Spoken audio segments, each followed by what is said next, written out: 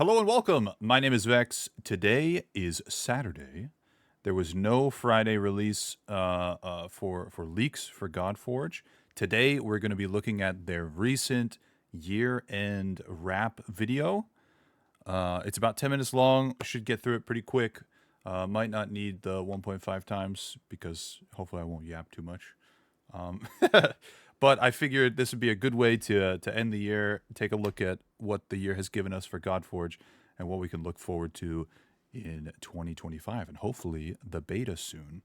I think it was slated for like end of February, I think is like the projected beta time. I don't know. Signups are in the description of this video if you haven't gotten there yet. But before that, I want to do a unofficial sponsor. So if you don't know, I'm actually sponsored by a company called Glitch Energy. It's a sort of gaming energy supplement. I drink it every night during stream. I make the art for the cups that they produce, which is super fun. I just wanted to throw that out there. Glitch is super great, and it like doesn't give you headaches. It doesn't make you feel weird. It's not chalky like some of the other like sort of gaming formulas out there, and the flavors are actually like pretty good.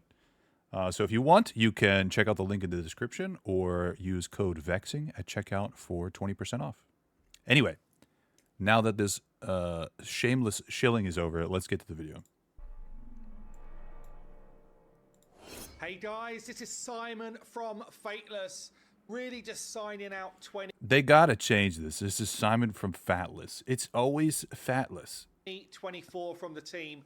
Thank you so much for the support so far. We've seen our Discord grow above 20,000 people. We've seen our YouTube channel grow above 50,000. We've got over 27,000 signed up for a beta already. All of those things still available, by the way. In this video, we just want to say, have a great Christmas and New Year break if you celebrate those things. Oh, I didn't realize he's got like a gaming ugly sweater on. That's kind of cool. Anyway, and we're just going to show you some of the best bits from 2024. We've been all over the world at this point. Vegas, oh man, Germany, where else we've been? Come to the East Coast. Anyway, we've been all over the place. Finland. It's been a super cool year for the Fateless crew. We have redesigned combat engines. We have got the fundamentals of a game in place. And then next year, we're going to explode with our beta and with our actual launch. We have confirmed, by the way, that there will be multiple beta waves. I think the number that was floated was probably 3, which is pretty nice. Oh my god. No.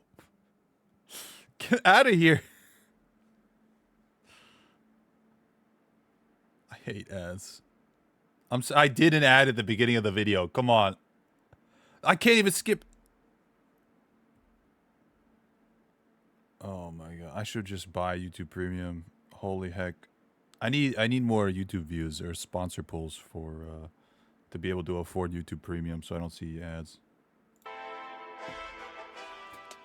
So right now, we're at prototype stage. We're actually at pre-production, which means that even the prototype we're producing is what we would class. Oh, you can't see it because my big head's in the way, but that was posted in 2023. IP's been a kind of like a big talking point throughout the community. We have had a couple of challenges with IP. I'm not going to lie. Firstly, there was a couple of companies that decided that Fateless were too new as a business, as a game studio, to work with us. We presented too much of a risk. One of them was very, very likely Magic the Gathering. Prototype 2.0 for our first level build in Fateless.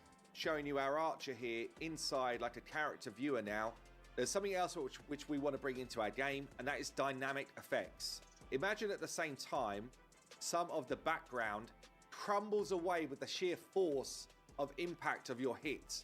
I just got to say, this part blew my mind initially. Like, she's taken the front view of hair, she's just taken a copy of it, and then she starts to paint in the back view. This is not finished. We actually had a big chat about this today. We want him to feel perhaps a bit more threatening, I guess. Anubis will be a legendary in the game. We then go from this to Esther's upgraded version. So Esther's like, oh, right, yeah. We there, reacted Dane. to this. I think. Let's see if we can bring this to life. And this now becomes Horus Mark II or Mark III, I guess. So you can see here Odin. I think this might be the first time I'm showing Odin, actually. Like, the level now has gone up a tier, okay? You know, we do have a kind of move. We're still in April, by the way. This is, you can't see it because my face, but these past couple videos have like jumped up to about April. Camera. We can zoom out. I can't Pretty, zoom in as pretty good much speed. as I want to. We do have an enemy boss, which is just a kind of like placeholder boss for now. But This was before the swap to whatever, like from whatever design they wanted the game to be to what it is now, where it's more of a Star Rail style. This was very clearly, I think they had wanted a raid style, like 3 battle train track, but with 6 characters. But, you know, it kind of, to slow it down, put auto on. It does play as a game. And we've got some form of animations from the boss. Not quite right, obviously.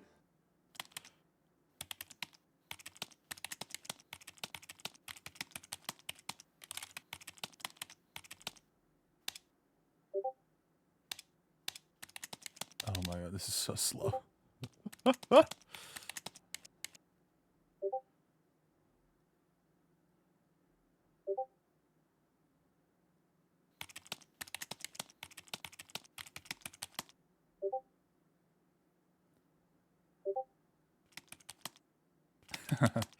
It's kind of a joke in the community that Simon's like the master leaker. He'll be like drinking, doing raid pulls, and the chat, and he'll be like live streaming, and the chat will just like convince him to just like leak random Godforge stuff. We've been working on a bit of, I guess, some animation stuff. So, you know, animations now which kind of like fit the abilities. So, if you've made it this far and you're paying attention, I'm going to give you a little bit of a spoiler for the Fateless podcast that's going to come out next week or the week after, the one that I'm a part of. We talked a little bit about voice acting and whether or not a game like Godforge is a game where we care about voice acting. And I think that it is a higher than 50% chance that legendaries, at the very least, or some characters and then working through the rest of the characters, will have voice lines, whether it be sort of normal, you know, grunts and things like that, plus like a legendary, like they say their ultimate move or they say a line while they're doing their ultimate type of thing. I think voice acting, they've already announced that they're doing voice acting for like cinematics and like storyline, things like that. But I think that characters, I think the chance for that happening is greater than it is not. And I think that will add to like sort of the impact of some of the character abilities as well. Of some of the different heroes in the game. The Asgard Bridge. Yeah, so we're kind of like working our way along it. You can see some of the markings in there. You can see some of the structures. Obviously, there'll be backdrops and some of the assets that have been made. This one is that kind of like straight line concept because it's one of our earlier designs, but kind of like finishing in this kind of like boss environment that we're going to have. Again, just like attention to detail, the flag just like flying in the background, some of the different statues that have been built in. You can just see how this works. And then again, this kind of like boss environment at the end. And they've also struggled with feeling like they're in a tactical RPG or a tactical game rather than just a turn-based RPG. Things like having to target the ground instead of the enemy champion was a problem for people that were testing. Things like understanding language. So, you know, what does adjacent mean to you versus what it means to me? And ultimately, although this felt like a really cool direction, we were actually pushing too much complexity for the average player. And it's meant. I think that could be an interesting game mode. for Godforge, I think that this, like, bring your characters into a separate game mode where there is strategy like that, where there is like adjacent versus across, or like this character can't fight that character because they're too far or whatever, some like XCOM type stuff. Like, I feel like that could work, but it needs to be a game mode and not the actual game. Because you have to be able to like opt out of it. Bridge player, and it's meant that we've had to have this kind of like stop moment in time and decide that we're actually going to scrap this system. So Brazilian Archer, do one of a ranged attack. The feeling is good, like really, really sweet, slick animation stuff. In-game screenshots. Dan's literally gone into the game and taken screenshots that he wants to use for the website. So this is roster screen. This is Leonidas on the Olympus roster. We've got Brunhild here, a Valkyrie, which might be why she looks like another Valkyrie. Please, people, roll the teaser.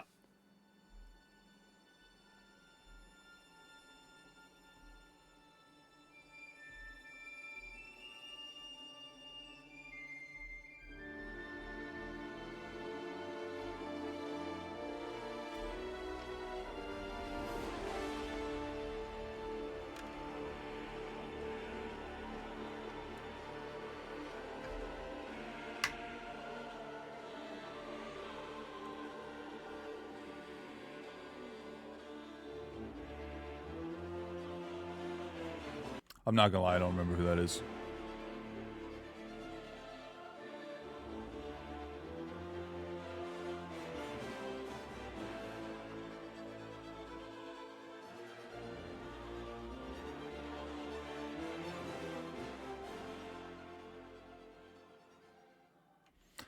I still really, I understand why they did Unity, but I really wish they went with Unreal 5. The mists of Avalon, dearest, are parting. Beyond them, I see an existence broken by time, its reality fractured, splintered. Across these cracks, like a greed-flavored soup, spew forth those that want more glory, more power, or simply just more. We need an understanding of what the world...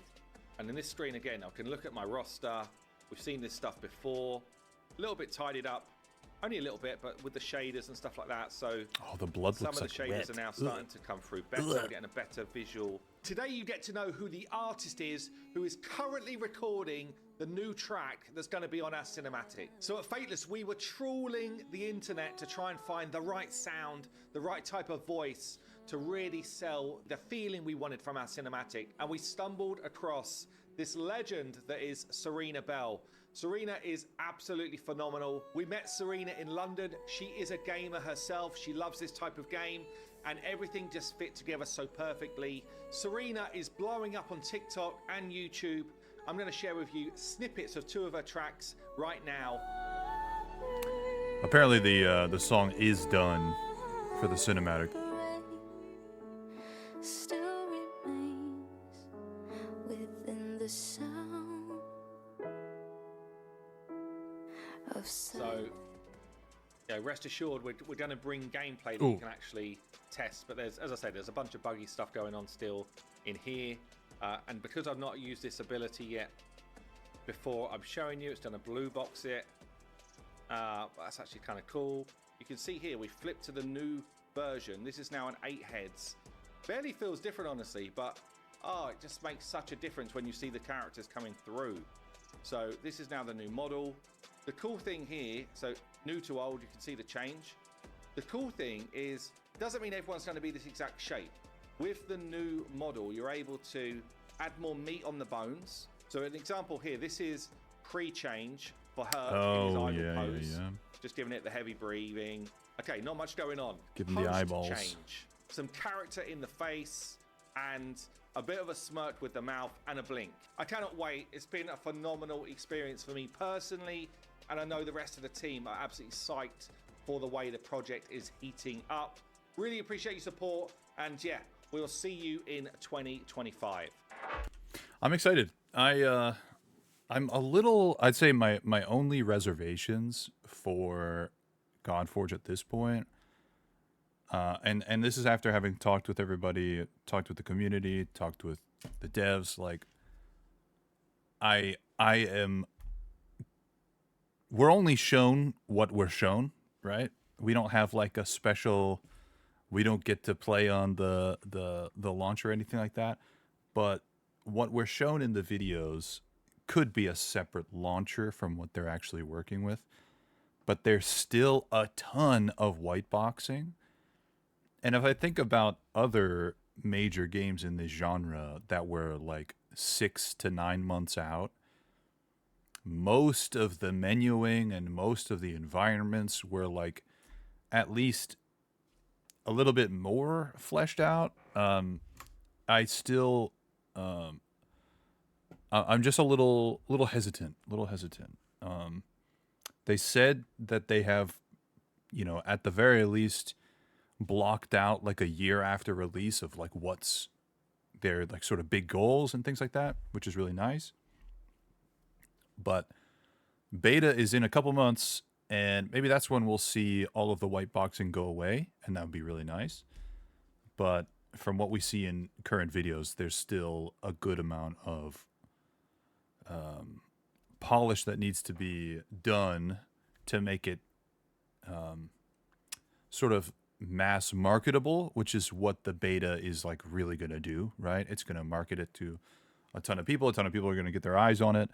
And we really want it to play really well, but also look kind of good too. So I just hope that the first beta that we are allowed to show doesn't have any white boxing, because there's only so much sort of like, well, you gotta give them some time, And it's like, okay, well, they're gonna release later this year. Like, how much time?